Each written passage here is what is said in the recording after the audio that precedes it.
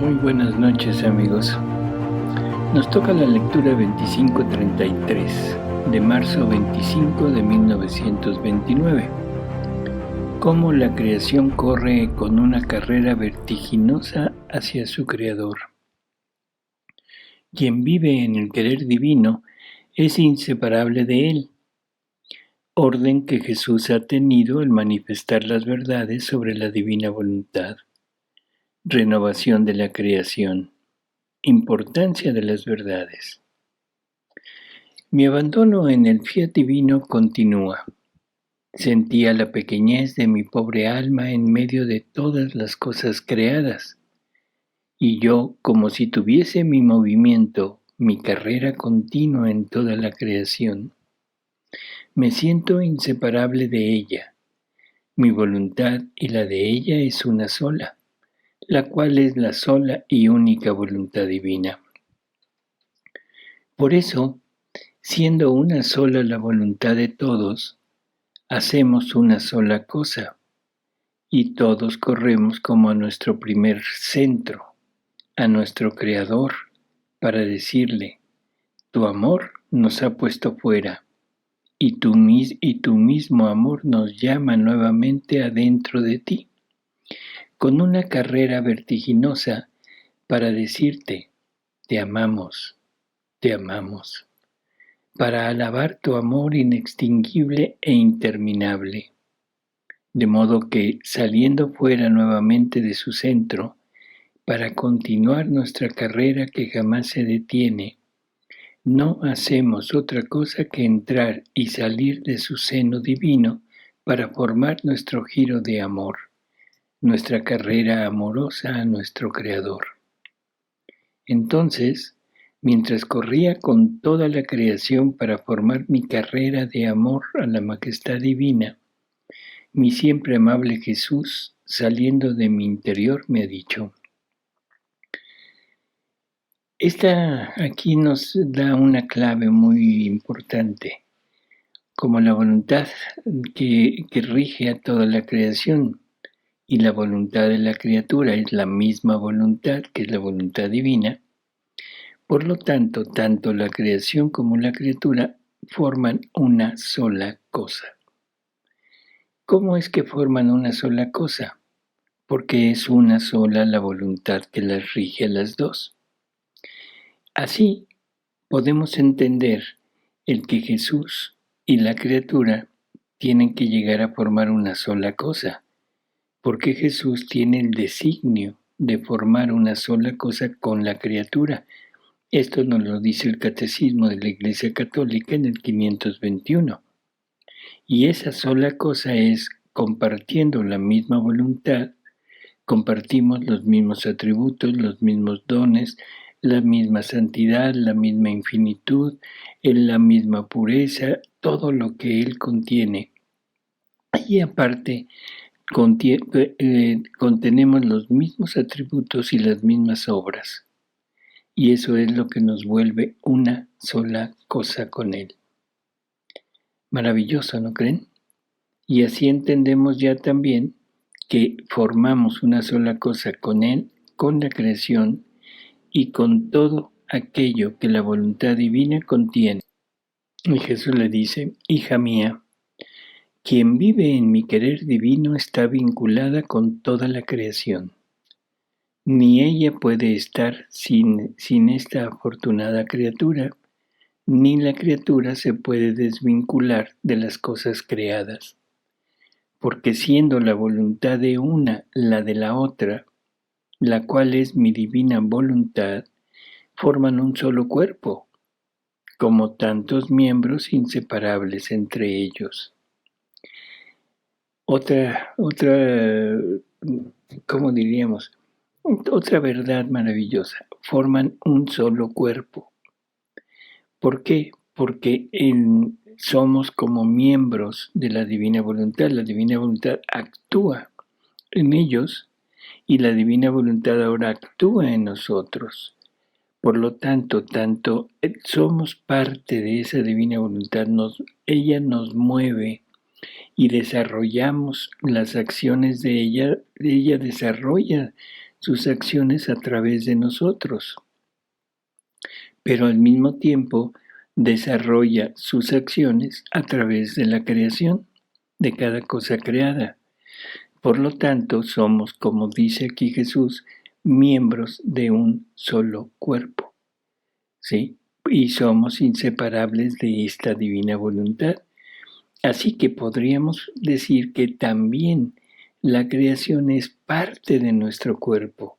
Nosotros somos parte del cuerpo de la creación, que en realidad lo que estamos diciendo es que somos parte del cuerpo de la divina voluntad, pero estamos unidos, igual que nuestros miembros, nuestros brazos están unidos a nuestras piernas, aunque no están estrechamente unidos, no están juntos, pero siendo un solo cuerpo y que nos rige una sola voluntad, podemos decir que formamos un solo cuerpo en nuestros miembros superiores y nuestros miembros inferiores. Dice así que a quien vive en mi divina voluntad, la miro y la veo cielo.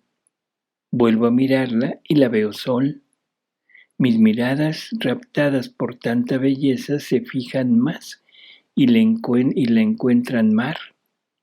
En suma, veo en ella todas las variedades de cada cosa creada y digo, oh potencia de mi fiat divino, cómo me vuelves bella a aquella que vive en ti. Tú le das el primado sobre toda la creación. Tú le das la carrera tan veloz, más que viento que huye, y sobresaliendo sobre todo es la primera en entrar en mi centro divino para decirme te amo, te glorifico, te adoro, y haciendo su eco en toda la creación, todos repiten junto a ella sus agradables estribillos. Hija mía, por eso tengo tanto amor al manifestarte todo lo que corresponde a mi divina voluntad, todo lo que te he manifestado sobre ella, no es otra cosa que el orden de su reino. Todo esto debía haber sido manifestado desde el principio de la creación si Adán no hubiese pecado, porque en cada manifestación mía sobre mi fiat divino, el hombre debía crecer en la santidad y belleza de su Creador, y por eso me reservaba de hacerlo poco a poco, dándole como tantos sorbos de vida divina, para hacerlo crecer según mi divina voluntad lo quisiese. Hermoso, deberíamos de haber crecido en la belleza divina, deberíamos de haber crecido en la sabiduría divina, en la inmensidad divina, en la santidad divina, en la simplicidad divina. O sea, cada verdad que Él manifestara, cada una de estas verdades, de esas manifestaciones, era un crecimiento de más. O sea que cada vez que nosotros leemos una verdad y lo que nos diga esa verdad, esto si lo ponemos en práctica, si lo pasamos como naturaleza, es un crecimiento que vamos haciendo de esta vida divina que Él quiere estar formando en nosotros. Dice, hija mía, por eso tengo tanto amor al manifestar todo lo que corresponde a mi divina voluntad. Claro, porque en cada manifestación el hombre debería de crecer en lo que le están comunicando a través de esas verdades. Dice así que el hombre al pecar interrumpió mi hablar y me redujo al silencio. Después de tantos siglos, queriendo que el hombre regresara en mi fiat, he vuelto a hablar con tanto amor, más que una tierna madre cuando ama y suspira por dar a luz a su niño, para besarlo, presumirlo, gozárselo y estrecharlo fuertemente a su seno materno, y colmarlo con todos sus bienes y felicidad. Así he hecho yo con volver a hablar y manifestarte todo el orden del reino de mi querer divino, y el modo que la criatura debe tener en mi reino. Por eso, el manifestarte tantas verdades sobre mi fiat no ha sido otra cosa que sacar de nuevo en campo todo el orden y el amor que habría tenido si el hombre no hubiera pecado, y mi reino hubiese tenido su vida sobre la tierra. En mi hablar he tenido tal orden que una verdad está tan ligada con la otra que si se quisiera quitar y ocultar alguna verdad, formaría un vacío al reino de mi fiat divino y quitaría una fuerza a las criaturas para inducirlas a vivir en mi reino. Porque cada verdad que respecta a mi querer divino es un puesto que Él toma para reinar en medio de las criaturas y un camino en el vacío en que ellas se encuentran para tomar posesión de Él. Esto es importantísimo. O sea, cada verdad va hilada, va unida con las demás. Jesús tiene una pedagogía divina y nos va dando poco a poco verdades que, aparte de ser una manifestación de Él mismo, aparte de ser un alimento para el crecimiento, como dijimos hace unos momentos, de esa vida que debe ir creciendo en nosotros, vida divina, pero va también como un escalón para poder entender la siguiente. Y así, cada verdad que aunque parezca mínima, pero tiene una liga con la siguiente verdad. Si nosotros quisiéramos quitar una de estas verdades, lo que haríamos sería total y absolutamente el quitar ese medio de unión entre una y otra, y lo más probable es que la siguiente verdad ya no la podríamos abarcar completamente, no la podríamos entender y mucho menos llegar a comprenderla, o sea, a hacerla nuestra. Esto se une perfectamente con otra lectura donde Jesús nos habla de la necesidad de que todo salga a la luz, pero que salga unido, que salga en orden, porque dice, un punto o una coma que falten dejará más tinieblas que luz. Así que, bueno, tengamos esto muy en cuenta.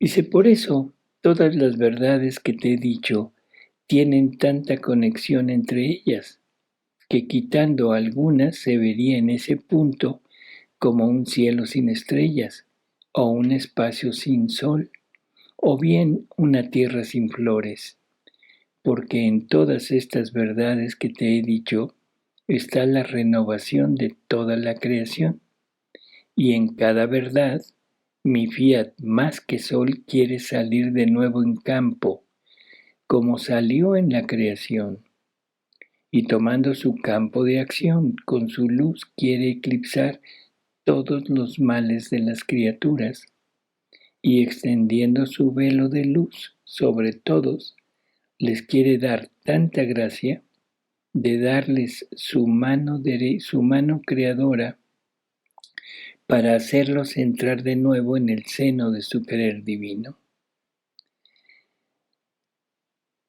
Quiere darles tanta gracia de darles su mano creadora para hacerlos entrar de nuevo en el seno de su querer divino.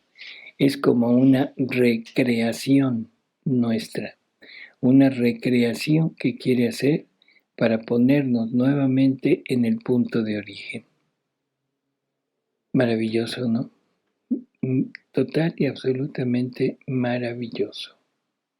Por eso, todo lo que te he dicho sobre mi divina voluntad tiene tal importancia que me cuesta más que toda la creación, porque es una renovación de ella, y un acto cuando se renueva cuesta doble amor. Y para estar más seguros, Ponemos doble gracia y doble luz para darles a las criaturas, a fin de que no nos toque un segundo dolor, quizá más doloroso que el primero que tuvimos en el principio de la creación, cuando el hombre pecó y formó en él el fallo de nuestro amor, de nuestra luz y de la preciosa herencia de nuestro supremo querer. Por eso estoy tan atento de que tú nada pierdas de lo que te digo sobre mi voluntad divina, porque hay tanta importancia en estas verdades que ocultando algunas sería como si se quisiera apartar al sol de su puesto, hacer salir al mar de su lugar. ¿Qué sería de la tierra? Piénsalo tú misma. Tal sería si faltasen todas las verdades que con tanto orden te he manifestado sobre mi divina voluntad. Y vuelve a repetirlo, la necesidad de que todo salga en orden, la necesidad de que nosotros vayamos asimilando, teniendo en nosotros todas estas verdades, pero en orden, no separadas, no salteadas. Desafortunadamente hay mucho material en todo el mundo ya actualmente, en donde se han hecho libros con no una verdad o dos que falten, sino libros enteros entre una y otra verdad que se manifiesta en estos libros, y eso lo único que hace es dejar más tinieblas que luz.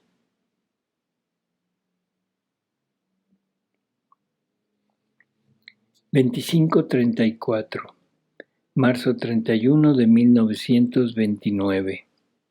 Derechos absolutos del divino querer. Cómo la voluntad humana cambió la suerte humana y divina.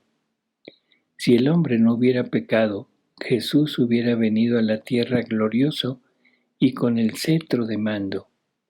El hombre debía ser el portador de su Creador. Siento en mí la continua potencia del fiat divino que me envuelve con tal imperio que no da tiempo ni a mi agonizante voluntad de hacer el más mínimo acto, y se gloría no de hacerla morir del todo, porque si esto hiciera, perdería su prestigio de obrar sobre una voluntad humana, que mientras está viva, se somete a recibir voluntariamente el acto vital del fiat divino, y se contenta con vivir muriendo para dar vida y dominio absoluto al supremo querer, que victorioso de sus derechos divinos extiende sus confines y canta victoriosa sobre la agonizante voluntad de la criatura, la cual, si bien muriendo, sonríe y se siente feliz y honrada de que un querer divino tiene su campo de acción en su alma. Esto es importante porque la voluntad humana nunca debe desaparecer. O sea, la voluntad humana es el motor, es lo más preciado que tiene la criatura, porque es por ahí, por esa parte de la voluntad, donde la criatura se puede unir al Creador. Y esto es a través de la voluntad. Nos dice Jesús que el trabajo de su voluntad divina es dotar al alma, a la voluntad humana, de todas sus cualidades, de todas sus obras, de todos sus atributos, de todo lo que ella es.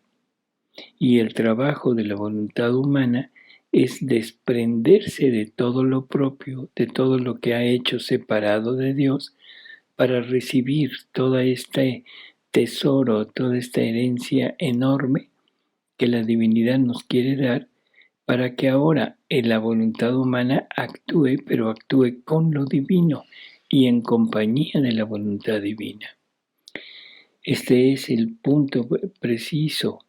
Si nuestra voluntad muriera, entonces nos despersonalizaríamos y ya no sería un acto, ¿cómo diríamos?, honroso para Dios, ya no poder dominar sobre una voluntad humana.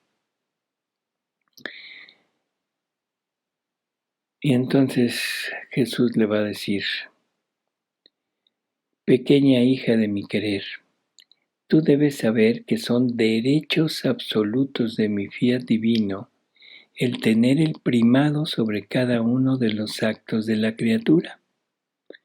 Y quien le niega el primado le quita sus derechos divinos, que por justicia le son debidos, porque es creador del querer humano. ¿Quién puede decirte, hija mía, cuánto mal puede hacer una criatura cuando llega a sustraerse de la voluntad de su creador? Mira, bastó un acto de sustracción del primer hombre a nuestra voluntad divina para cambiar la suerte de las generaciones humanas. Y no solo eso, sino que cambió la misma suerte de nuestra divina voluntad. Por supuesto, y podríamos decir que la más afectada fue la divina voluntad, porque ella iba a tener su reino en cada una de las criaturas y a través de este reino iba a poder seguir manifestando, sacando cosas del interior de Dios para manifestarlas, cosa que no había manifestado todo. Por lo tanto, la que más perdió, por decirlo de esta manera, es la voluntad divina. Y tan es así que este dolor, este sufrimiento de esta voluntad, Jesús lo tuvo que tomar sobre de él para redimirlo. Y lo toma allá en el huerto de Getsemaní, sufre todo lo que la divina voluntad ha sufrido, y ese sufrimiento es lo que lo hace sudar sangre. Si Adán no hubiese pecado, el Verbo eterno, que es la misma voluntad del Padre Celestial, debía venir a la tierra glorioso, triunfante y dominador, acompañado visiblemente por su ejército angélico, que todos debían ver, y con el esplendor de su gloria debía fascinar a todos y atraer a todos. Esto es también puntual. Si el hombre no hubiera pecado, Jesús, o sea, el Verbo eterno, que es la misma voluntad del Padre Celestial, debía venir a la tierra glorioso. O sea, la encarnación del Verbo eterno es un decreto, y ese decreto era tener su reino en la diestra de Dios. Ese era el punto. No es que el hombre haya como motivado el que el Verbo se hubiera encarnado para venir a redimirlo. No, es el Verbo eterno, de ahí estaba ya el decreto divino de que se tenía que encarnar para fundar en él el reino de la divina voluntad en la tierra. Y la creación de nosotros es para que este Verbo eterno encarnado no estuviera solo, y que Dios tuviera más hijos, pero hijos divinos, por medio de esta comunicación, de este don, de su voluntad, y que en realidad lo que nos está haciendo es hacernos don de Él. Si nos fijamos aquí es enorme, porque a veces tenemos la idea de que cuando decimos que es Jesús que se funde en nosotros, lo tomamos como única y exclusivamente como el hombre. Y si nos damos cuenta, aquí lo que está diciendo es el Verbo eterno, que es la misma voluntad del Padre Celestial. O sea, el Verbo eterno es prácticamente la divina voluntad. A la hora de encarnarse es Jesús el que tiene es Jesús que es la divina voluntad, y es la vida donde la divina voluntad ejerce sus acciones.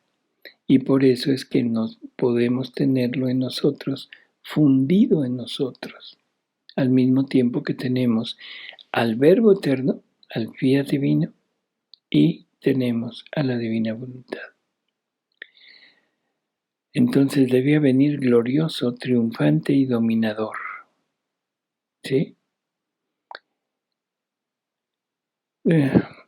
Y debería de venir acompañado visiblemente por su ejército angélico, que todos debían ver, y con el esplendor de su gloria debía fascinar a todos y atraer a todos hacia él con una belleza, con su belleza, coronado como rey y con el cetro de mando para ser rey y cabeza de la familia humana, de modo de darle el gran honor de poder decir: tenemos un rey hombre y Dios. Mucho más, que tu Jesús no descendía del cielo para encontrar al hombre enfermo, porque si no se hubiera sustraído de mi voluntad divina, no debían existir enfermedades, ni de alma ni de cuerpo. Esto ya nos lo había dicho en otra lectura, donde nos afirmaba que las enfermedades son producto del pecado original, de ese desorden que entra en la creación del ser humano, un desorden en el orden creado por Dios. Entonces no debían existir enfermedades ni de alma ni de cuerpo, porque fue la voluntad humana la que casi ahogó de penas a la pobre criatura. El fiat divino era intangible de toda pena, y tal debía ser el hombre. Por lo tanto, yo debía venir a encontrar al hombre feliz, santo y con la plenitud de los bienes con los cuales lo había creado. En cambio, porque quiso hacer su voluntad, cambió nuestra suerte, y como estaba decretado que yo debía descender sobre la tierra, y cuando la divinidad decreta, no hay quien la aparte, solamente cambié de modo y de aspecto. Así que descendí, pero bajo vestidos humildísimos, pobre, sin ningún aparato de gloria, sufriente, llorando y cargado con todas las miserias y penas del hombre. La voluntad humana me hacía venir a encontrar al hombre infeliz, ciego, sordo y mudo, lleno de todas las miserias, y yo para sanarlo debía tomar sobre de mí, y para no infundirle espanto debía mostrarme como uno de ellos, para hermanarlos y darles las medicinas y remedios que se necesitaban. Así que el querer humano tiene la potencia de volverse feliz o infeliz, santo o pecador, sano o enfermo. Entonces mira, si el alma se decide a hacer siempre, siempre mi divina voluntad y vivir en ella, cambiará su suerte y mi divina voluntad se lanzará sobre la criatura, la hará su presa y dándole el beso de la creación, cambiará aspecto y modo, y estrechándola a su seno le dirá: pongamos todo a un lado. Para ti y para mí han regresado los primeros tiempos de la creación. Todo será felicidad entre tú y yo. Vivirás en nuestra casa, como hija nuestra, en la abundancia de los bienes de tu Creador. Escucha, mi pequeña recién nacida de mi divina voluntad.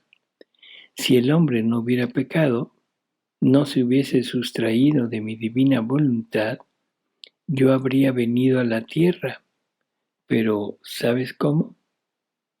Lleno de majestad, como cuando resucité de la muerte.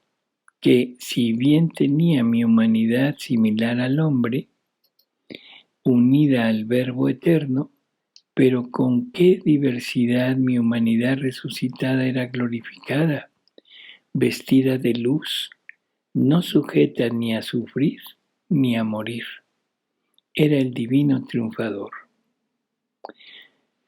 Aquí necesitamos también añorar, por decirlo así, todos los bienes que perdimos, pero que gracias a este don que nos está haciendo nuestro Señor ahora, el día que el reino de la divina voluntad quede establecido en la tierra, Él nos dice que habrá cambios y cambios enormes, sobre todo en la parte espiritual.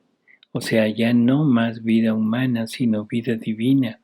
Ya no más virtudes humanas, sino virtudes divinas, o sea, atributos divinos. Ya el hombre dejará de estar cercado por los límites de su cuerpo, del tiempo, del espacio. En fin, habrá muchos, muchos cambios espirituales. Pero también, dice, el cuerpo tendrá sus cambios. Habrá longevidad, o sea, el hombre ya no morirá joven. El hombre, lo que trabaje, de eso vivirá. Ya no habrá, como dice él, el que construya morará en donde construyó. El que plante, el que tenga, comerá de eso. No habrá ya muertes tempranas, no habrá sufrimiento. Es un paraíso de nuevo, tal y como nos lo describe el profeta Isaías, diciendo que en algún día, dice, el hombre regresará a ese lugar, el niño jugará con la serpiente, el león paseará con la oveja, en fin, todo volverá a ser un verdadero